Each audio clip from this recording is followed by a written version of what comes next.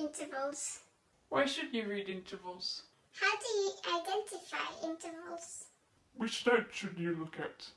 What's the best way to learn the intervals? Hi everyone and welcome back to my channel. My name is Manu from Piano Sight Reading, where I give sight reading tips to pianists. In this video I'm going to be talking about intervals. Now, in case you don't know what an interval is, briefly speaking, it's the distance between two notes. So say we take this interval here, so it's the interval between the lowest note, which is E, and the highest note, which is A. So what you do is you count the number of note names. So if you count from E, you've got 1, 2, 3, 4. So this interval here is called a fourth. If we use E as the bass note and we go E to F, so E to F is a second, E to G a third, E to A a fourth, etc. Okay, so you've got fourth, fifth, sixth. And an interval can be either harmonic or melodic. So harmonic is when the two notes are played together, and melodic is when they're played as a melody. And it's good to be able to identify the interval in both of these cases. Now, why should you read intervals? Reading intervals is much faster than reading every single note. If you can read intervals, then you'll be able to sight read much more fluently. And another thing is that reading intervals can also help you read chords, because if you think about it, chords are made up of a series of intervals. But this is something I'll be talking in a separate video. So how do you identify intervals quickly? The way I like to think about it is to think of odd numbered intervals and even numbered intervals.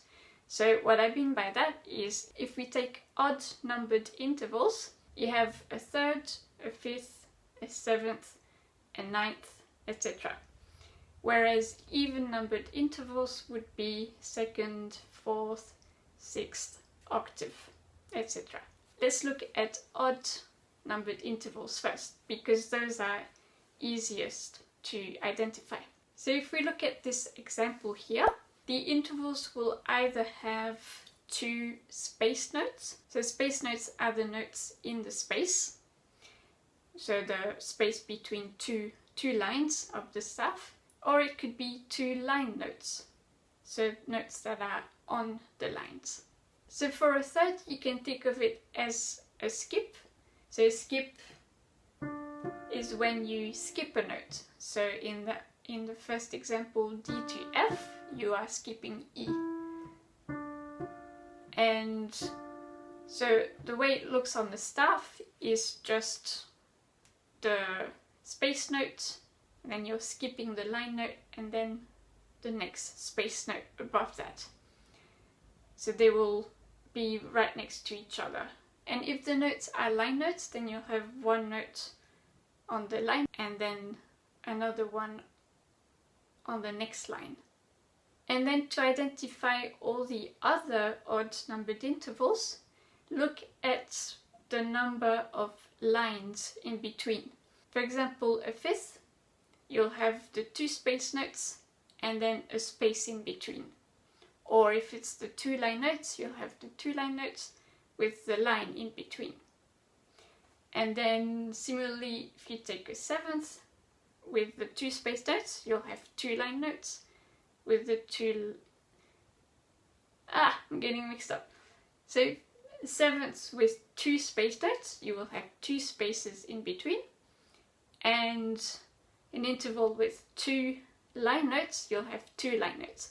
So that's the idea. So you look at the number of lines or the number of spaces between the two notes. And now if we look at the even numbered intervals, so those are either made up of one line note and one space note, or a space note and a line note. Again, look at the number of lines or spaces between the two notes. I just wanted to pop back in quickly because I forgot to say something. When you're first learning the intervals, then yes, be aware of how many lines or spaces you have between the notes. But of course, when you actually sight read, you won't have time to look at the number of lines or spaces. So the idea of knowing the amount of lines or spaces, that's just a way to get you familiar with the intervals. But as you learn them, you'll see that you'll be able to recognize the intervals without even counting. So yeah, just trust the process, you'll get there.